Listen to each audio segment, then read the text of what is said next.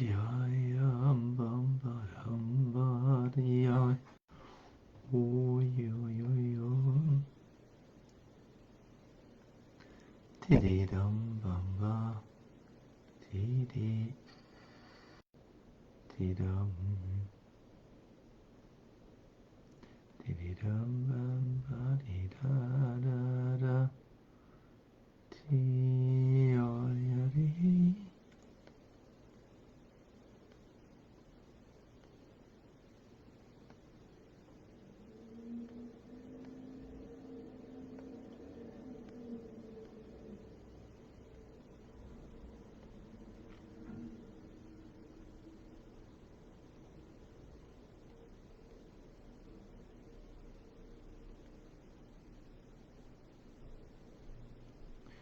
All right.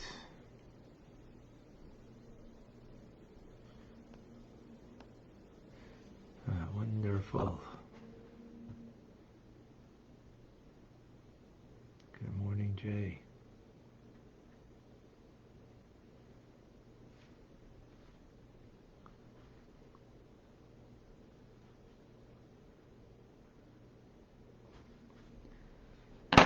All righty.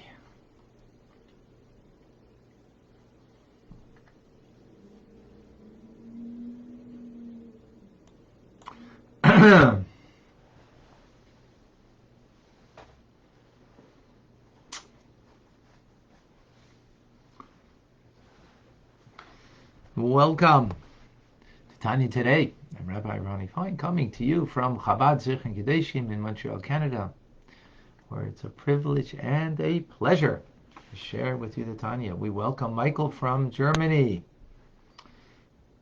where Shabbos is coming. North Carolina, John, welcome. Usher is in Memphis, or in Tennessee, Memphis, Tennessee. Diane, still in Arizona. Davida and Liba in New York. Good morning to Leah in Florida. Lori is with us in North Carolina. Simcha is in Florida. Andrea in Arizona. In Phoenix. Who else do we have with us? We have Joseph, Irma, both are in New Jersey. And Denise, also in New Jersey. Wow. New Jersey. The place. Eugenia is in Calgary. Welcome. We have with us Clubhouse. We have Vilma. We have Batya. We have Marcy, David, Merle, Rachel, Michael, Andrea, Eliana, Jeffrey, Margot. Who else is here? Margot Lee, Jay, Lebanon, Israel. Okay.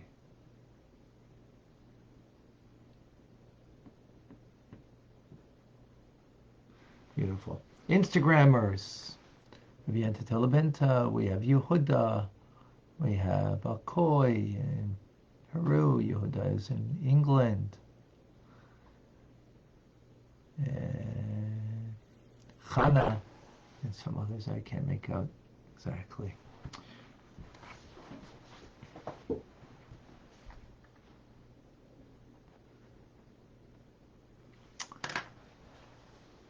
We continue in the 7th chapter.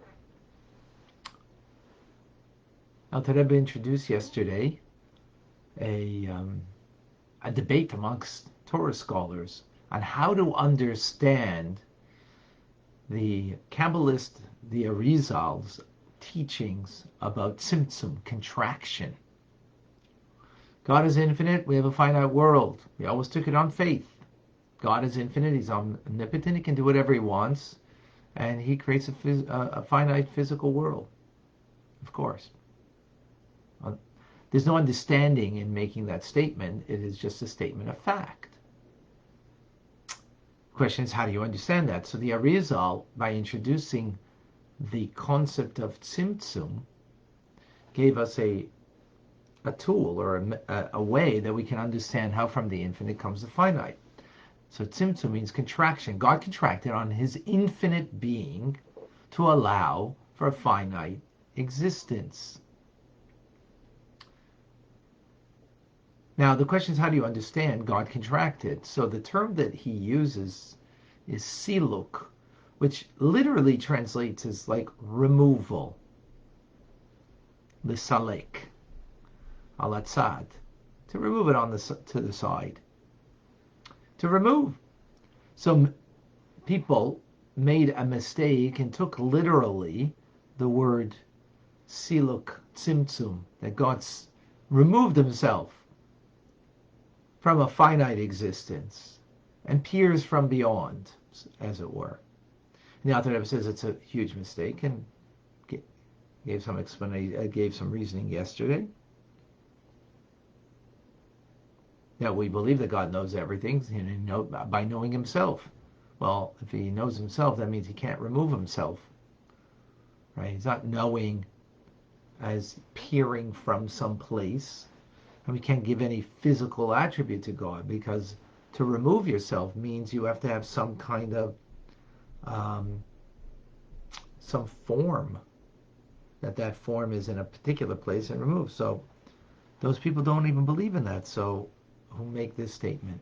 It can't be. Now he goes further in this, and from the teachings of the Zohar, which has accepted its teachings as part of Torah, and therefore the statements that it makes are conclusive. And there, in the Zohar, it says very clearly that there is no place devoid of him, of God. The upper worlds, the lower worlds. And when you speak about him, we mean the essence of God. You might say, well, the essence of God might be devoid from here, but God forbid, but the light of God is here. And that's what they want to say, is that the light of God is here, but not the essence of God. But the Zohar says very clearly that there's no place devoid of him, of the Ein Sof of God. Furthermore, the Zohar says that he grasps all, but none can grasp him. He encompasses all worlds, and no one goes out of his domain. He fills or permeates all worlds. And that is the terminology of the Zohar. So as the Alter Rebbe explains, none can grasp him. You know why we can't grasp him? Because he's not graspable. Not grasping in the mind, or not grasping in that's something you take grasp of. What does that mean? Even the spiritual worlds that are beyond us and hidden from us, God is hidden from them. Meaning, not grasped by them, not by any intelligence, or grasping also that he's not affected. What does that mean? It means that, for example, I'm affected by the Tanya that I learn and teach. Hopefully everybody else is also affected by it. Why? Because it's grasping me. I'm grasped by it, so therefore it changes me. Likewise, anything that you are engaged in, you're grasped by it, right? You're working on something. Well, whatever you're working on, there's a change in you. I don't mean necessarily even a spiritual change, but there's engaging in something means there's your engagement in it. That means it's affecting you. It can affect you spiritually. It can affect you by the fact that, well, if you're working hard on something, you perspire. Well, that's a change. Before you didn't perspire, now you have perspired because you are physically engaged in some activity. It's affecting you. It's affecting you. So God is not affected. yet he is here. In other words, when you're not here, so then you won't be affected. Okay. No, but God is here and yet not affected by being here, meaning he's not changed by being here. It's not like it's adding something to him, which is not the way we understand things. And that's why we might be having a little difficulty at this moment. I'll tell you why. Because we have a soul that's in our body. And because of that's the parameter of life, a soul that gives life to a body, we understand, therefore, God giving life to this world in a similar manner, but it's a mistake. Because the soul that's in my body is grasped by my body. What does it mean it's grasped by it? It means it's affected by it. So when it's hot outside, so it's not just a physical body that's affected by the heat, so is the soul. When it's cold out, it's not just a physical body that's affected by the cold, so is, the soul is affected. Why? Because the soul is enclosed, grasped within the body, and therefore it's affected by things that the body would be affected by. Well, we know for sure heat and cold, affect us. But that's not the way God is. Darkness doesn't obscure him. For him, the night illuminates like the day. By us, dark is dark and light is light. But not for God. Because he's not grasped within the world. He's here, but not affected by being here. Even though he fills the world, he himself. And that is to bring out the idea as God is present in our world, but not affected by that, which is a hard thing to wrap your mind around, because whatever is in this world, right, is affected by the world. Yeah. The beautiful kids book that brings out what's the most powerful thing, So a child's thinking, well, looks up and sees the clouds. Well, those are like really powerful. Like they're beyond, and they could make a storm. They could hide the sun. But then all of a sudden, the wind comes and blows the clouds. So the child thinks, you know what's greater than the clouds? The wind is stronger than the clouds. And then all of a sudden, the child comes and sees, oh, there's a mountain. And the mountain is stopping the wind from blowing, right? Doesn't give it passage, blocks it. So it must be the mountain is stronger. And then finally, what happens? There's a guy at the bottom of the mountain chiseling away at the mountain. So, oh my gosh, the mountain isn't the strongest and the most mightiest. It's getting chiseled away at. And of course, man isn't, because then the sun came out and the sun was speeding so strongly that the man stopped chiseling at the mountain. I don't know if I got all the order of things here correctly, as I think it's a medrash maybe, right? And then, so the sun must be the most powerful. And then what happened? The clouds went and covered it. So, coming back to our beginning point. The point is that everything in creation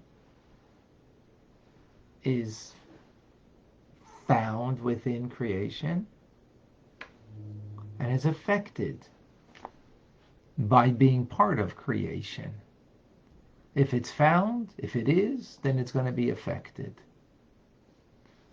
Not so God. So you might say, oh, he removed himself, so therefore that's why he's not affected, right? No, he's here. As we learned from the Zohar, as we learned from yesterday, he is here, present, the essence of God, him, not just a ray of light of God that is here and he removed the essence of himself beyond. He himself is here. But he's hidden in such a hidden way that even from the hidden worlds that's beyond us, he's also hidden from. And he's here in a way that we therefore can't grasp. Not only can't grasp, the reason why I can't grasp intellectually is because everything in our world that we can grasp is because it's affected by the world, so it's graspable in this world. But God's not affected by this world, so therefore we can't grasp that. He's not graspable. He's here and not affected by being here. Doesn't change because he is here. By the way, this is all about him as creator. This is not about him and the relationship we have with him. Only talking vis-a-vis God, creator, is not changed by being here.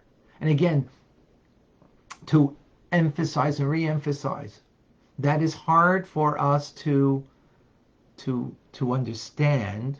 I mean, we understand, okay, it's God, so he can't be, right? But that's not the human experience, as told with the story with the wind and with the clouds, with the wind, with the mountain, with the person, and with the sun. And we don't even have to see it in the world. We see it in ourselves. That our soul is within us. It is affected by being within the body. That it feels cold, it feels warm. Now, it doesn't feel it in the physical way the physical body does, but it is affected by it. So just in our very being, that's the sense that we have of everything, but God's not that way. And again, the key is not the ray of light of God merely, but God himself in creation.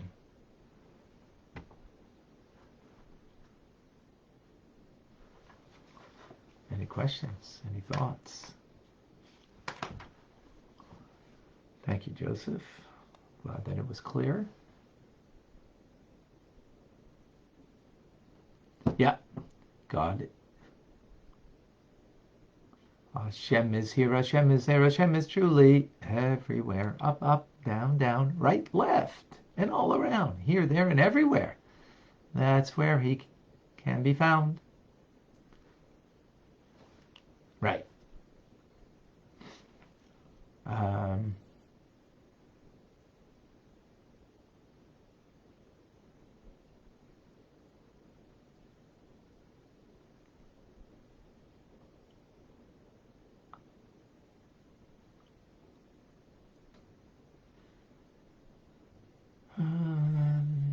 don't see.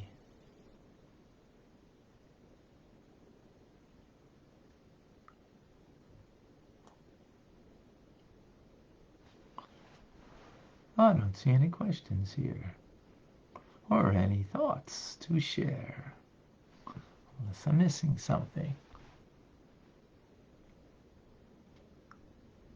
We're going to do Rambam.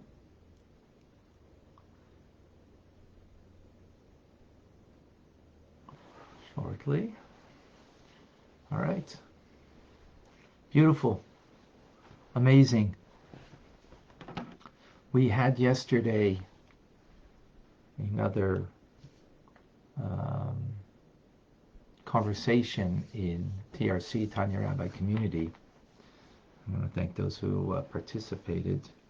Um, it was very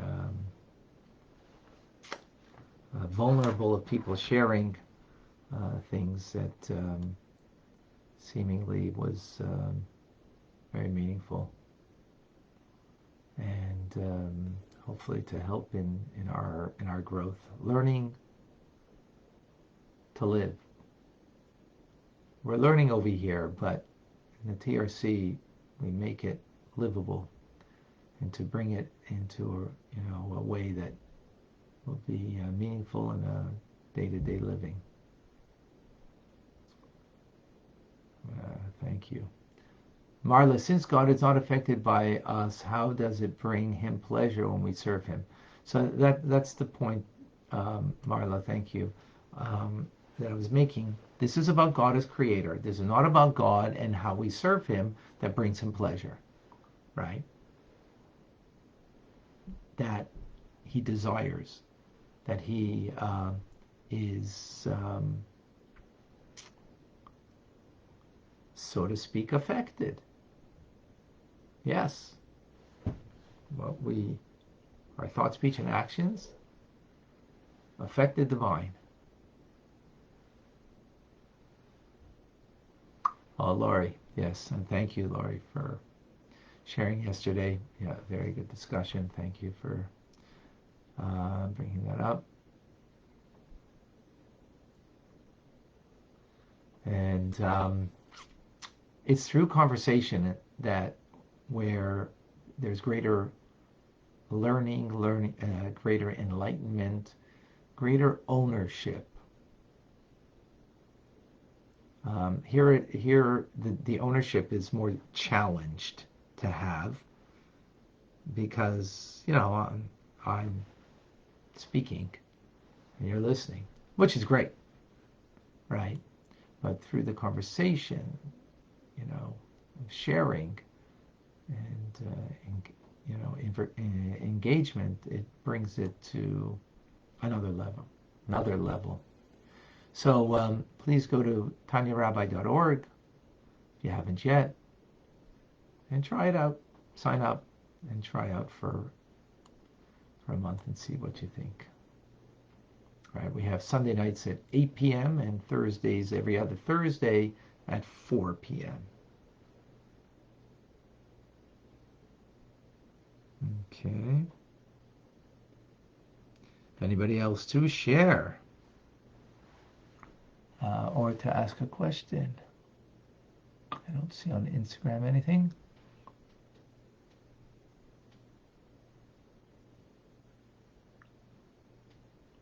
All right. All right, folks. Oh, I see a bunch of things here.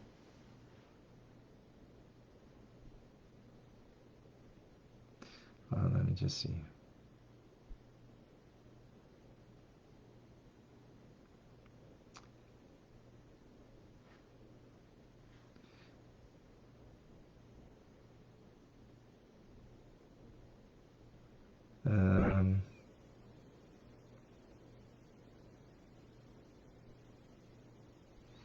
Okay.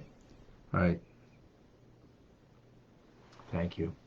All right, folks. I'm Rabbi Ronnie Fine coming to you from Chabad Zich and Kadeshim in Montreal, Canada. It's a privilege and a pleasure to share with you the Tanya. Have a wonderful day, a good day of Shabbos, a wonderful Shabbos, Shabbos Mevorchim, blessing the new month.